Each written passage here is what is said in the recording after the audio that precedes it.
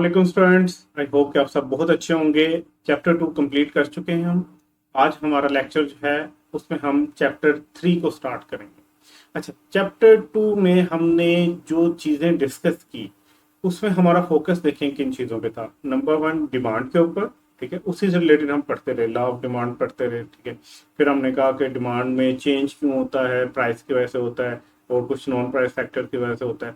ठीक है, उसकी जो चेंज आता है प्राइस की या नो प्राइस की वजह से, तो कैसे डिमांड का पे इफेक्ट आता है और नॉन प्राइस फैक्टर की वजह से कैसे इफेक्ट आता है, ये सारी चीजें हम पढ़ते रहे। इसी तरह हमने सप्लाई के बारे में पढ़ा, फिर हमने थोड़ा सा मार्केट के बारे में पढ़ा।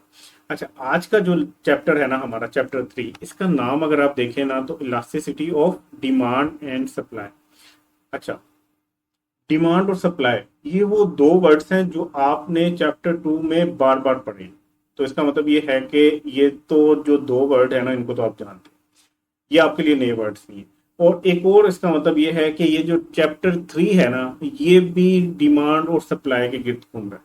ठीक है, इसमें भी इन दोनों के बारे में डिस्कशन होने लगी है। हाँ, एक चीज है इसमें, इसमें एक वर्ड नया आया है, इलास्टिसिटी। ठीक है, ये आपको समझाना है कि ये क्या होता है। अच्छा, कुछ साइंस के बच्चे होंगे शायद उन्होंने इसकी डेफिनेशन भी पढ़ी हुई हो फिजिक्स के अंदर।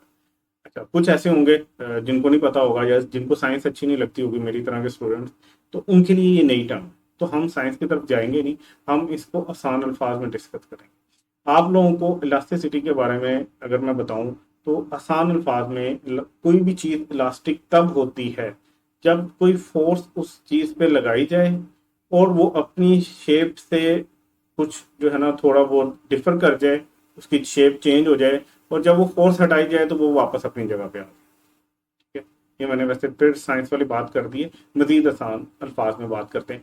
जैसे आपने रबड़ देखा होगा, रबड़ को मैं खींचूं, ठीक है, तो वो अपनी शक्ल में जिस तरह गोल सा था, वो जो बच्चों ने बालों पे लगाया होता है रबड़, उसको अगर मैं खींचूं तो वो अपनी शेप चेंज करेगा, वो यूं लंबा होता जाएगा। जब मैं छोड़ूंगा तो वो वापस अपनी पोजीशन में आएगा, उतनी तेजी से पोजीशन में आएगा जितनी तेजी से शायद मैंने उसको खींचा। ठीक है, इसका मतलब यह है कि जो चीज जिसके ऊपर कोई फोर्स, एक्सटर्नल फोर्स लगे, कोई एक और फैक्टर लगाया जाए उसके ऊपर, तो उसके रिएक्शन में वो दोबारा रिएक्ट करे और शायद अपनी जगह पे आ जाए या उसमें कोई भी चेंज आए, इसका मतलब यह है कि वो चीज इलास्टिक है। ठीक, अब कौन सी चीज कितनी इलास्टिक है वो ऐसे पता चलता है कि जब उसके ऊपर फोर्स लगाई जाती है तो वो कितना रिएक्ट करती है। जो ज्यादा रिएक्ट करेगी वो ज्यादा इलास्टिक है, जो कम रिएक्ट करेगी वो कम इलास्टिक या इन इलास्टिक है। ठीक है, ये तो आसान अल्फाज में बात हो। या वो छोटी रबर्स की बॉल होती है, उसको आप दबाओ तो उसकी शक्ल चेंज हो गई, बट आप छोड़ोगे तो वो वापस अपनी जगह पे आ जाएगी, या हो सकता है उससे पहले बड़ी हो फिर दोबारा अपनी शेप में आए। तो ये सारी बेसिकली क्या है, उसकी इलास्टिसिटी को देखा जाता है कि आपने उसको पुश किया, कितनी फोर्स लगाई। ये जो फोर्स लगा रहे हैं ये बेसिकली एक फैक्टर उस पर असरअंदाज हो रहा है, इसको मैं छोड़ूंगा तो वो वापस रिएक्ट करेगा, एक और फैक्टर पे वो असरअंदाज हो रहा होगा कि वो खुद से वापस आ रहा है या वो अपनी शेप चेंज कर रहा है। ये बेसिकली इलास्टिसिटी। ठीक है, साइंस के बारे में हमने कोई बात नहीं करनी, हम सीए बनने जा रहे हैं, हमारा साइंस से कोई लेना देना नहीं है। ठीक है, हम आसान अल्फाज में बात करेंगे। तो इलास्टिसिटी जो है वो आपको होप के समझ आ गई होगी। अब डिमांड और सप्लाई की इलास्टिसिटी क्या होती है भाई, ये बात अब हमने सोचनी है कि डिमांड और सप्लाई की इलास्टिसिटी क्या होती है। अच्छा, इकोनॉमिक्स के अंदर इलास्टिसिटी की डेफिनेशन पहले पढ़ते हैं। ठीक है, इलास्टिसिटी जो है ना बेसिकली एक मेजर है, एक पैमाना है। ठीक है, इकोनॉमिक्स में हम ये देखते हैं कि ये इलास्टिसिटी अगर किसी चीज की ज्यादा है, इसका मतलब ये है कि उस पर जब कोई फोर्स लगाई जाती है तो वो उससे ज्यादा जो है ना रिस्पॉन्सिव तौर पे रिएक्ट करती है, और अगर किसी चीज की कम है तो उस पर जब फोर्स लगी तो उसने कम रिएक्ट किया। ठीक है, तो ये बेसिकली इलास्टिसिटी एक मेजर है, ये एक पैमाना है जो बता रहा होता है कि एक चीज दूसरी चीज से कितनी सेंसिटिव है। ठीक है, एक चीज दूसरी चीज से जितनी ज्यादा सेंसिटिव होगी इसका मतलब यह है कि वो उतनी ज्यादा इलास्टिक है, और जितनी कम सेंसिटिव होगी इसका मतलब है कि उतनी कम इलास्टिक। अच्छा, मजीद इसको आसान करते हैं। फॉर एग्जाम्पल दो वेरिएबल्स हैं आपके पास। ठीक है, एक वेरिएबल है आपके पास एक्स, एक वेरिएबल है वाई। एक्स में चेंज लाया जाए, ठीक है, ये दोनों डिपेंडेंट है, एक्स में चेंज लाया जाए उसकी वजह से वाई पे क्या इफेक्ट आएगा। ठीक है, कितना इफेक्ट आएगा अगर ये नाप लिया जाए ना, इसको इलास्टिसिटी कहते हैं। ठीक, अभी भी नहीं समझ आया, अब जरा इकोनॉमिक्स की तरफ आते जाते। हमने चैप्टर 2 में पढ़ा था, ठीक है, डिमांड जो है वो किसके ऊपर डिपेंडेंट है? डिमांड प्राइस के ऊपर डिपेंडेंट है। सप्लाई किसके ऊपर डिपेंडेंट थी? प्राइस के ऊपर डिपेंडेंट थी। ठीक है, हमने लॉ ऑफ डिमांड में कहा प्राइस जो कि एक फैक्टर है, एक वेरिएबल है, अगर वो चेंज हो तो उसकी वजह से क्वांटिटी डिमांडेड चेंज होगी। मतलब प्राइस बढ़ेगी, क्वांटिटी डिमांडेड कम होगी। इसका मतलब यह कि एक वेरिएबल की वजह से उसमें जब कोई चेंज आता है, जैसे प्राइस है, उस वेरिएबल में चेंज आने की वजह से दूसरा वेरिएबल जो कि डिमांड है या क्वांटिटी डिमांडेड है उसमें चेंज आ रहा है। इसका मतलब है कि ये इलास्टिक तो है। अब ये कितना इलास्टिक है, अगर इस चीज को मैं मेजर कर लूं तो ये बेसिकली इलास्टिसिटी कहलाएगी। फॉर एग्जाम्पल, एक चीज 10 रुपए की जब बिक रही थी ना, तो उसके 10 यूनिट्स बिक रहे थे, उसकी प्राइस में कमी आ गई, वो चीज 5 रुपए की बिकना शुरू हो गई। अब क्या हुआ, एक वेरिएबल में चेंज आया, वो वेरिएबल क्या है? प्राइस। इसके रिएक्शन में जो क्वांटिटी डिमांडेड है उस पर कितना फर्क आता है। से वो पहले 10 पे 10 यूनिट्स बिक रहे थे, अब 10 से प्राइस कम हो गए, 5 पे आई तो उसके 15 यूनिट्स बिकना शुरू हो गए। अगर ये हम चेंज एक वेरिएबल की वजह से दूसरे वेरिएबल में जो आ रहा है वो इसको अगर हम मेजर कर लेना तो ये इलास्टिसिटी कहलाता है। ये बेसिकली रिस्पॉन्सिव चेंज होता है। ठीक है, एक में चेंज आने की वजह से दूसरे में चेंज आ रहा होता है। ये इसको बेसिकली इलास्टिसिटी कहते हैं इकोनॉमिक्स में। तो ये एक चीज आपने याद रखें, ये मेजर है, ये एक पैमाना है जो आपको बता रहा होता है कि कितनी इलास्टिक। मतलब ये चीज, कोई भी आपके पास एक चीज है, ये प्राइस में जब इसके चेंज आता है ना तो इसकी क्वांटिटी डिमांडेड कितना रिस्पॉन्सिव चेंज लेके आती है अपने में, ये जानना इलास्टिसिटी। ठीक है, बेसिकली ना ये मेजर कर रही होती है इलास्टिसिटी लेवल ऑफ चेंज कि क्या चेंज आ। तो इलास्टिसिटी की जब हम बात करते हैं तो इस चैप्टर में ना इलास्टिसिटी आपकी दो तरह से पढ़ाई जाएगी, जो कि चैप्टर के नाम से ही जाहिर, एक इलास्टिसिटी ऑफ डिमांड और एक इलास्टिसिटी ऑफ सप्लाई। ठीक है, अब जब हम डिमांड पढ़ेंगे उसकी इलास्टिसिटी पढ़ेंगे तो देखें, हमने ये डिस्कस किया हुआ है कि डिमांड किन चीजों की वजह से इफेक्ट होती है, प्राइस की वजह से इफेक्ट होती है। ठीक है, नंबर 2, हमने डिमांड के बारे में एक जगह और पढ़ा है, जो मैं आपको चैप्टर 1 का थोड़ा सा रेफरेंस देता चलूं, या चैप्टर 2 में शायद मैंने आपको ये आपके साथ डिस्कस किया हो कि कुछ चीजें होती हैं जैसे इंफीरियर गुड्स, जिनकी डिमांड उनकी प्राइस की वजह से नहीं इफेक्ट हो रही होती, उनकी इनकम की वजह से इफेक्ट हो रही है। ठीक है, so income elasticity of demand. ठीक है, हमने याद करें अगर आप, तो एक मैंने समरी आपको पढ़ाई थी जिसके अंदर मैंने कहा था नॉर्मल गुड प्राइस सेंसिटिव भी होती हैं, इनकम सेंसिटिव भी होती है। ठीक है, तो प्राइस में चेंज आएगा, डिमांड चेंज होगी, इनकम में चेंज आएगा, डिमांड चेंज होगी। तो हम ये दोनों पढ़ेंगे कि किस तरह चेंज होती है, प्राइस में चेंज आने से कितनी डिमांड में चेंज आएगी, या इनकम में चेंज आने से कितनी डिमांड में चेंज आएगी। थर्ड है क्रॉस इलास्टिसिटी ऑफ डिमांड। ये जो तीसरी मेजर है क्रॉस इलास्टिसिटी ऑफ डिमांड, ये भी XED का वर्ड आपने चैप्टर 2 में पढ़ा हुआ है। मैंने आपको कहा था चैप्टर 3 में जाके हम इसको अच्छे से डिस्कस करेंगे। ये जो XED का वर्ड था क्रॉस इलास्टिसिटी, ठीक है, ये बेसिकली X नहीं है, वैसे इसको क्रॉस पढ़ें तो ज्यादा बेहतर है क्योंकि क्रॉस, लेकिन XED भी पढ़ें तो कोई मसला नहीं। क्रॉस इलास्टिसिटी ये जो है या XED जो है, इसका मतलब ये है कि आपकी रिलेटेड गुड की प्राइस की वजह से आपकी क्वांटिटी डिमांडेड में कितना फर्क आ रहा है, अगर उसको मेजर कर लें तो वो भी इलास्टिसिटी में आएगा। और ये डिमांड की 3 इलास्टिसिटीज हैं जो इस चैप्टर के अंदर हम डिस्कस करेंगे। ठीक हो गया, अब आ जाते हैं सप्लाई की तरफ। तो अच्छी बात यह है कि आपके सिलेबस में ना सप्लाई की सिर्फ एक इलास्टिसिटी पढ़ेंगे और वो है प्राइस इलास्टिसिटी। ठीक है, PES जिसको हम कहते हैं, प्राइस इलास्टिसिटी ऑफ सप्लाई। तो होप यहां तक आपको समझ आया होगा। अब मूव करते हैं आगे, पहले आ जाते हैं डिमांड वाली साइड। ठीक है, चैप्टर 2 में भी पहले डिमांड पढ़ा था, चैप्टर 3 में भी हम पहले डिमांड पढ़ेंगे। इलास्टिसिटी ऑफ डिमांड, इसको डिस्कस करते हैं। हमने अभी तक इलास्टिसिटी की खाली डेफिनेशन पढ़ी। हमने कहा कि एक वेरिएबल में चेंज आए तो दूसरे वेरिएबल में उसके रिस्पॉन्स में कितनी चेंज आती है, अगर इसको मेजर कर लिया जाए ना तो वो इलास्टिसिटी कहलाएगी। ठीक है, तो अब हम इलास्टिसिटी ऑफ डिमांड जब पढ़ने जा रहे हैं तो हम देखते हैं कि इलास्टिसिटी ऑफ डिमांड क्या है। ये देखने के लिए हमें पता होना चाहिए कि, अच्छा इसमें ना इससे पहले एक चीज और डिस्कस करते हैं। अच्छा, इलास्टिसिटी ऑफ डिमांड जब हम देखने जा रहे हैं ना, हमें ये पता होना चाहिए कि हम कौन से इलास्टिसिटी ऑफ डिमांड देखने जा रहे हैं।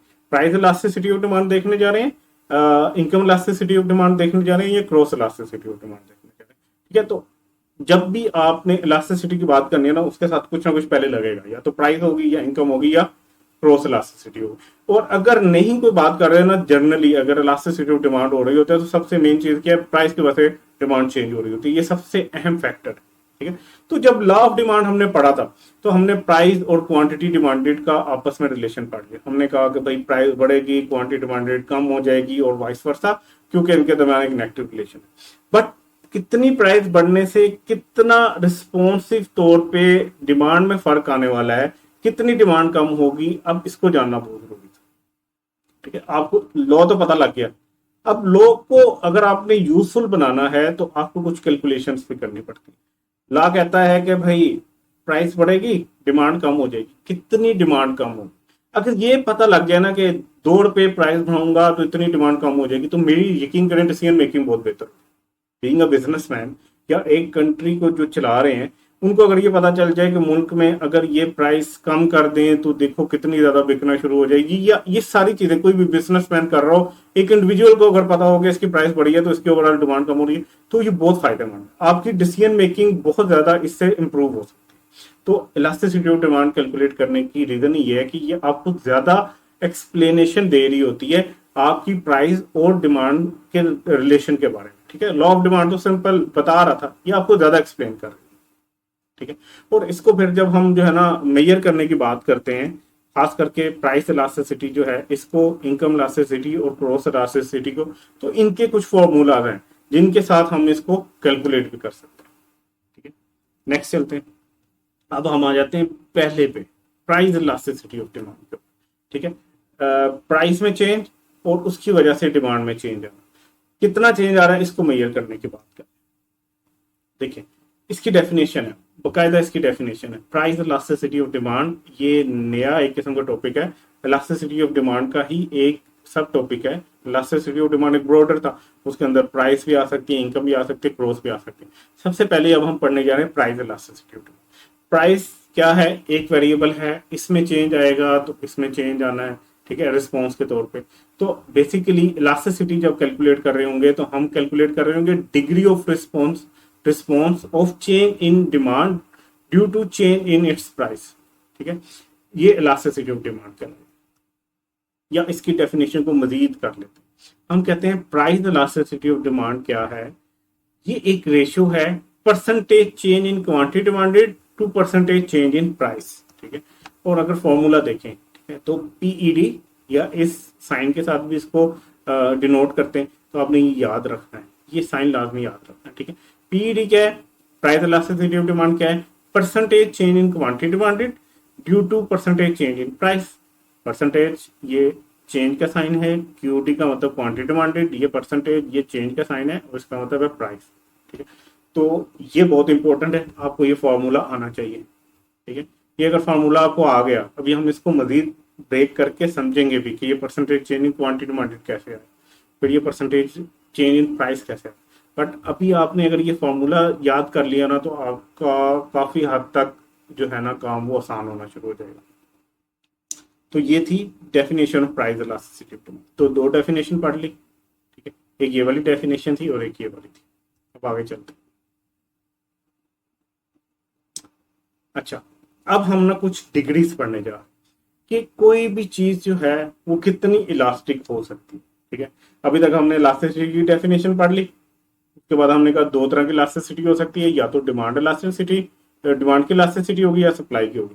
फिर हमने कहा जब डिमांड की इलास्टिसिटी की बात करते हैं तो या तो वो प्राइस इलास्टिसिटी है या इनकम है या क्रॉस है, और जब सप्लाई की बात करते हैं तो प्राइस इलास्टिसिटी। ठीक है, यहाँ तक हमने कर लिया।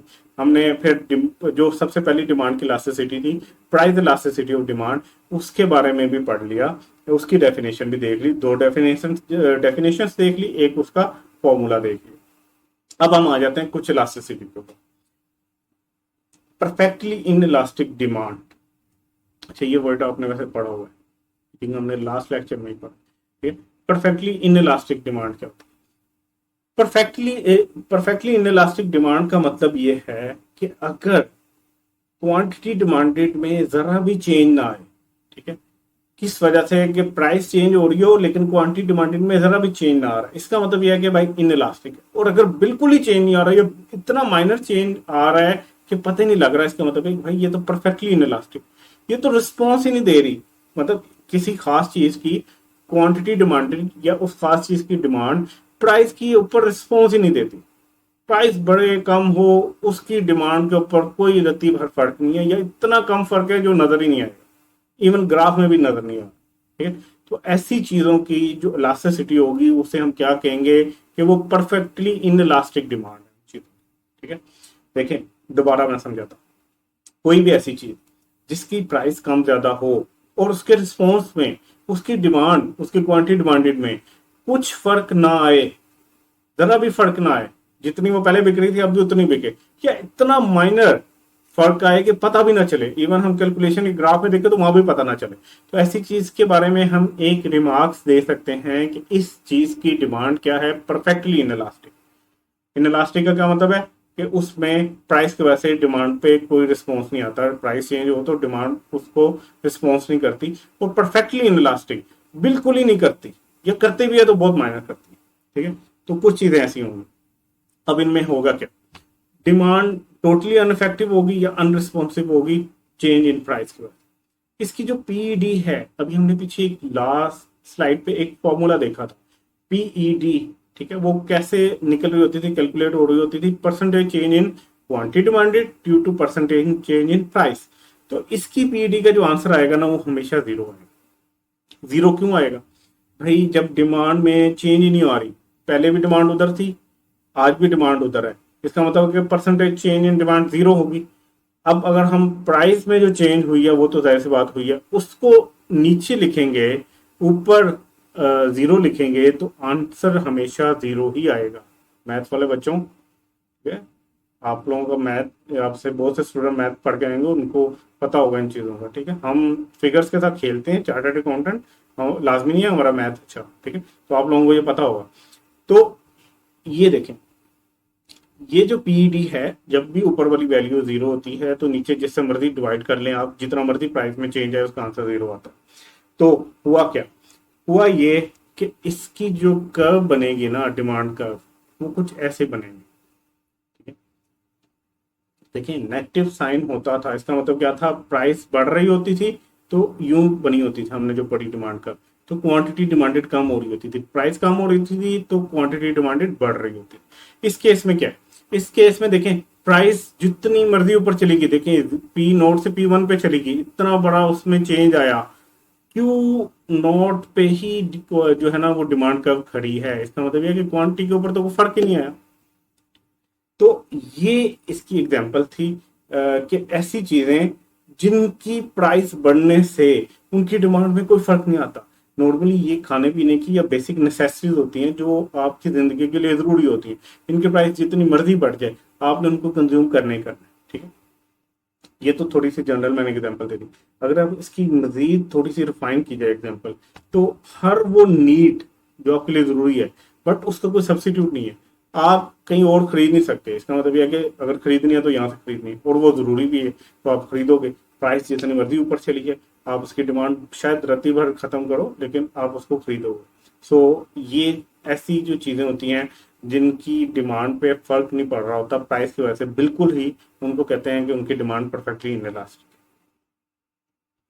अच्छा, नेक्स्ट आते हैं, सेकंड क्या केस हो सकता है। देखिए पहला केस पढ़ लिया हमने, सेकंड केस क्या हो सकता है। सेकंड केस ये हो सकता है कि किसी चीज की प्राइस जो है वो बहुत ज्यादा बढ़ जाए या बहुत ज्यादा कम हो जाए, लेकिन उसकी डिमांड पे उस प्राइस की चेंज की निस्बत बहुत कम फर्क आ रहा है। मतलब कोई एक चीज है वो 100 रुपए की है और वो 2 यूनिट्स की डिमांड है, उसकी 2 यूनिट्स बिक रहे हैं, क्वांटिटी डिमांडेड, तो प्राइस इस टाइम जो है वो 100 रुपए, उसकी प्राइस होगी 15,000।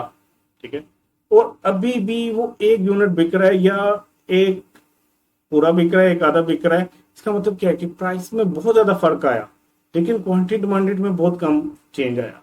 ऐसी जो होती है ना चीजें, इसका मतलब यह है कि एक वेरिएबल में चेंज होने का दूसरे वेरिएबल के ऊपर जो रिएक्शन आया है या वो जो रिस्पॉन्स कर रहा है वो बहुत ही माइनर कर रहा है या बहुत कम कर रहा है, ऐसी चीजों को हम कहते हैं इनइलास्टिक या लेस इलास्टिक डिमांड। ठीक है,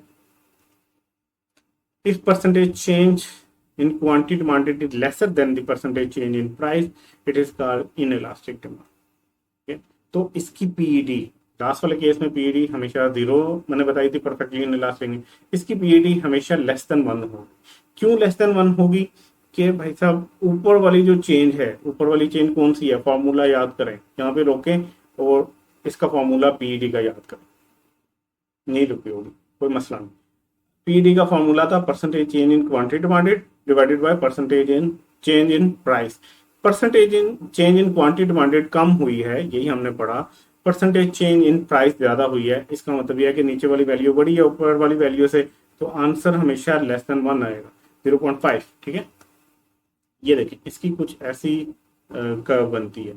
प्राइस यहां से यहां चली गई, कितना ज्यादा गैप आया, लेकिन इस प्राइस के रिस्पॉन्स में जो क्वांटिटी डिमांडेड कम हुई वो बहुत ही कम रिस्पॉन्स है। ठीक है, उसकी निस्बत बहुत कम रिस्पॉन्स है। ठीक है, तो इसकी एग्जांपल देखें, इसकी एग्जांपल्स भी जो इन इलास्टिक चीजें होती है, इन इलास्टिक डिमांड वाली चीजें, ये नॉर्मली बेसिक नेसेसिटीज होती है। ठीक है, लेकिन यहाँ पे अगर इसको भी हम थोड़ा सा रिफाइन करें ना, तो वो सारी नीड्स जिनके कुछ लिमिटेड सब्सिट्यूट हो, मतलब शायद एक आधा कुछ सब्सिट्यूट हो, वो भी शायद परफेक्ट ना हो, थोड़ा बहुत मिलता जुलता हो, तो आप शायद थोड़ी बहुत डिमांड कम कर दें प्राइस के चेंज होने की वजह से, लेकिन बहुत ज्यादा फर्क नहीं पड़ना। ठीक है, प्राइस में बहुत ज्यादा फर्क भी पड़ जाए, डिमांड में कम फर्क जो है वो बहुत थोड़ा पड़ेगा उसके निस्बत। ठीक है, तो आपने अच्छा इसमें ये चीज याद रखें, ग्राफ में मैं सिर्फ हर दफा प्राइस बढ़ा रहा हूँ, उसकी वजह से क्वांटिटी डिमांडेड कम करके दिखा रहा हूँ। मेन कॉन्सेप्ट क्या है कि प्राइस बढ़ने से इसमें रिस्पॉन्स अगर बिल्कुल ही नहीं आ रहा, परफेक्टली इनइलास्टिक, बिल्कुल थोड़ा सा आ रहा है तो इनइलास्टिक। ठीक है, नेक्स्ट केस की तरफ आते हैं, यूनिट या यूनिटरी इलास्टिक डिमांड। यूनिट या इलास्टिक वो चीज होती है जिसमें जितना चेंज मैं उसकी प्राइस में करूंगा ना, उतना ही रिस्पॉन्सिव चेंज उसकी डिमांड में। ठीक है, 10 रुपए में 10 यूनिट बिक रहे थे, मैंने प्राइस 15 कर दी, यूनिट्स अब 5 बिकना शुरू हो गए। ठीक है, प्राइस बढ़ी, जितनी प्राइस बढ़ी उतने ही यूनिट्स कम बिकना शुरू हो गए। ठीक है, तो ये जो चेंज आ रही है ना, इसकी पीईडी हमेशा 1 होगी। पीडी 1 कैसे होगी भाई, ऊपर भी उतनी चेंज है नीचे भी उतनी चेंज है। ऊपर कौन सी चेंज है, percentage change in quantity demanded, नीचे कौन सी चेंज है, परसेंटेज चेंज इन प्राइस, तो आंसर हमेशा 1 है। ठीक है, तो इसकी जो ग्राफ है वो कुछ ऐसे बन रहा होता है। ठीक है, ये जो हम नॉर्मल गुड के केस में पढ़ रहे होते हैं ना, ये वही ग्राफ है। ठीक है, वही जितनी इधर आया प्राइस में इंक्रीज, उतना ही क्वांटिटी डिमांड में डिक्रीज आ गई। ठीक है, इसकी एग्जांपल क्या है, नॉर्मल गुड्स जिनका सब्स्टिट्यूट हो, जैसे पेप्सी की एग्जांपल ले ली, तो भाई प्राइस बढ़ी, आप छोड़ो पेप्सी को, जितनी प्राइस बढ़ी है उतने यूनिट जाके हम उसी हिसाब से जो है ना कोक खरीदना शुरू कर देंगे। तो ये यूनिट इलास्टिक डिमांड कहलाती है। नेक्स्ट केस या नेक्स्ट डिग्री जो है वो है इलास्टिक डिमांड या मोर इलास्टिक डिमांड। ठीक है, यूनिट इलास्टिक से पहले हमने पढ़ा इन इलास्टिक या लेस इलास्टिक, अब क्या इलास्टिक या मोर इलास्टिक, दोनों वर्ड्स यूज होते हैं। अच्छा, अगर प्राइस के अंदर ना चेंज आए, ठीक है, उसकी वजह से डिमांड में बहुत ज्यादा चेंज आए, प्राइस में थोड़ा सा चेंज आए उसकी वजह से डिमांड में बहुत ज्यादा चेंज आए, तो ऐसे केस में क्या होता है कि पीईडी हमेशा ग्रेटर देन 1 होती है। और इसकी जो कर्व होगी वो शैलो या फ्लैटर होगी। ठीक है, ये भी देख लीजिएगा। होगा क्या, जब ऊपर percentage change in quantity demanded में ज्यादा चेंज आ रहा है, ऊपर 2 है, नीचे छोटी वैल्यू जो प्राइस में परसेंटेज चेंज इन प्राइस आ रहा है, तो हमेशा आंसर 1 से ग्रेटर होगा। ठीक है, तो ये वाला केस क्या कहलाता है, मोर इलास्टिक या इलास्टिक डिमांड। इसमें देखें, इसमें कर्व इस तरह के बनेंगे, प्राइस में थोड़ा सा चेंज आया लेकिन उसके रिस्पॉन्स में क्वांटिटी डिमांडेड में बहुत ज्यादा चेंज आ गया, तो ऐसी को हम क्या कहते हैं, इलास्टिक या मोर इलास्टिक डिमांड। ये जो कर्व है ना, ये शैलो या फ्लैटर कर्व, इसकी एग्जांपल क्या है, गुड्स विद परफेक्ट सब्स्टिट्यूट। भाई परफेक्ट हमारे पास सब्स्टिट्यूट है, प्राइस बढ़ाते हो चुप करके उसी जैसी 100% उसी जैसी चीज एक और बंदा बेच रहा है उससे खरीद लो जिसने प्राइस नहीं बढ़ाया। तो जैसे ही प्राइस बढ़ाएगा सारे लोग उधर जाएंगे, तो जब सारे लोग उधर जाएंगे तो इसका मतलब ये है कि इसकी प्राइस थोड़ी सी बढ़ी थी लेकिन छोड़ के लोग ज्यादा चले गए। नेक्स्ट आते हैं लास्ट केस या लास्ट डिग्री की बात कर रहे हैं। ठीक है, ये डिग्री क्या थी, ये ऊपर जो वर्ड डिग्री क्या है ना, इसका मतलब क्या है, डिग्रीज। ठीक है, पहले ये वाली डिग्री थी, फिर ये इस तरह हुई थोड़ी सी, फिर इस तरह हो गई। अब जो लास्ट डिग्री है ना, ये डिग्री इलास्टिसिटी को दिखा रही है कि परफेक्टली इलास्टिक डिमांड क्या होती है। एक हमने स्टार्ट में पढ़ा था एक्सट्रीम केस, परफेक्टली इनइलास्टिक, यहाँ पे भी एक्सट्रीम केस है, परफेक्टली इलास्टिक डिमांड। ठीक है, अगर जो है आपके पास क्वांटिटी डिमांडेड में चेंज आना शुरू हो जाए प्राइस के अंदर हो सकता है चेंज ना आए या बिल्कुल माइनर सा चेंज आए, बिल्कुल नॉमिनल सा चेंज आए भाई, 0.5% चेंज आए, उसकी वजह से जो क्वांटिटी डिमांड है उसमें बहुत ज्यादा चेंज आ जाए, तो ऐसी चीजें जिनके साथ ये रिएक्शन आ रहा होता है कि प्राइस में बिल्कुल माइनर सा चेंज आए, बिल्कुल नॉमिनल सा चेंज आए और उसकी क्वांटिटी डिमांड में बहुत ज्यादा चेंज आ जाए, तो ऐसी चीजों को हम क्या कहते हैं कि ये चीजें परफेक्टली इलास्टिक डिमांड रखती हैं। ये देखिए, ये प्राइस ऑलमोस्ट आपको इस ग्राफ के अंदर भी स्ट्रेट लाइन नजर आ रही होगी, शायद कोई बिल्कुल माइनर सा चेंज आया हो जो शायद ग्राफ में आपको नजर भी नहीं आ रहा, लेकिन उसकी वजह से क्वांटिटी डिमांडेड यहाँ से यहाँ चली गई। ठीक है? अच्छा, अब आपसे यहाँ पे क्वेश्चन है कि ये चेंज क्या आया होगा, प्राइस बिल्कुल माइनस से बड़ी होगी कि कम हुई होगी, रोक के सोचे, नहीं रोका होगा, कोई बात नहीं, यहाँ पे देखें प्राइस उसने कम की होगी जिसकी वजह से क्वांटिटी डिमांड यहाँ से यहाँ चली। ठीक है, तो इसकी जो स्लोप होती है ना वो कुछ हॉरिजॉन्टल होती है, एक्स एक्सिस के पैरेलल होती है, और इसके क्योंकि क्वांटिटी डिमांडेड ऊपर होती है ना उसमें बहुत ज्यादा चेंज आ रहा होता है, तो ऊपर वैल्यू बड़ी होगी नीचे जीरो होगी, तो जब भी ऐसी वैल्यूज को आप डिवाइड करो जिनके नीचे जीरो हो तो हमेशा आंसर जो है इन्फिनिटी आता है, तो इसका आंसर भी पीईडी का इन्फिनिट आएगा। एग्जाम्पल्स क्या है, देखिए जो पहला केस पढ़ा था ना परफेक्टली इनइलास्टिक, और ये वाला केस परफेक्टली इलास्टिक, ये दोनों एक्सट्रीम केसेस। ठीक है, इनकी परफेक्ट एग्जांपल आपको नहीं मिलेगी, इवन यूनिट इलास्टिक की भी मैं कहूँ ना परफेक्ट है कि इतनी प्राइस बढ़ी तो उतने से ही उसकी डिमांड कम होगी, मैं उस तरह आपको नहीं दे सकूंगा, क्योंकि ये दोनों परफेक्टली वाले तो दोनों एक्सट्रीम केस है, लेकिन हम करीब तरीन जाने की कोशिश करते हैं। तो लग्जरी गुड्स, एनिमल गुड्स या गोल्ड वगैरह, लग्जरी गुड्स का क्या मतलब है, जो बहुत कीमती चीजें उनकी प्राइस शायद थोड़ी सी बढ़े, लेकिन हमारे लिए उनकी प्राइस क्योंकि पहले बहुत ज्यादा थी अब थोड़ी सी मजीद बढ़ गई, तो हो सकता है हम उनकी डिमांड बहुत ज्यादा कम कर दें। या जैसे डॉग फूड है, वो भी एक किस्म की डॉग के लिए लग्जरी ही खाना है। नॉर्मली तो जो घरों में डॉग रखे होते हैं उनको वही दूध रोटियां रोटियां खिला रहे होते हैं, पोस्ट खिला रहे होते हैं, लेकिन अगर उनकी डॉग फूड आप खरीदने जाओ और डॉग फूड में हो सकता है थोड़ा सा प्राइस में इंक्रीज आए, क्योंकि वो खुद आपने नहीं खानी, तो हो सकता है आप उसको छोड़ के आ जाओ कि नहीं मैं नहीं खरीदता, हमारा डॉग भी वही खाएगा जो बाकी डॉग्स खाते हैं गलियों में। ठीक है, तो इसका मतलब यह है कि कुछ ऐसे केसेस सिनेरियोज, ये जो एग्जांपल्स हैं जिनमें वो थोड़ा सा प्राइस भी बहुत मैटर कर रहा होता है। ठीक है, आपने एक घर खरीदने के लिए, एक बड़ा सा बंगला खरीदने के लिए पैसे जमा किए, आप खरीदने के करीब पहुंचे हो तो पता चला उसकी प्राइस 2% से बढ़ गई।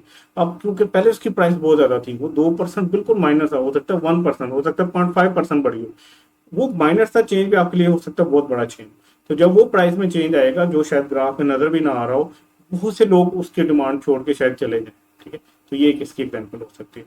तो हमने पांचों डिग्रीज कर ली, नेक्स्ट इंशाल्लाह हम इसकी समरी के ऊपर बात करेंगे। मिलते हैं नेक्स्ट वीडियो में, अपना ख्याल रखिएगा, अल्लाह हाफिज।